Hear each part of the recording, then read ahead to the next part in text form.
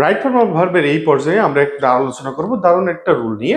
Right form of ভার্বের খুব common এবং ইন্টারেস্টিং একটা রুল।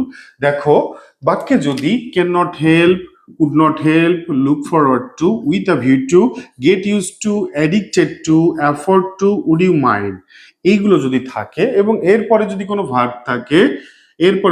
ভার্ব থাকে, তাহলে সেই ভার্বের সাথে আমরা কি দিব? সেই ভার্বের সাথে আমরা আইএনজি যোগ করে দিব। তাহলে আমাদের এই যে জিনিসগুলো, এই জিনিসগুলো আমাদের একটু মুখস্থ টাইপের করে রাখতে হবে।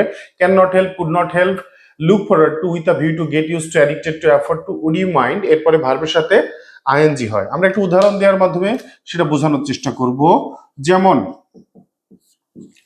I can't, I can't help, I can't help love, I can't help love.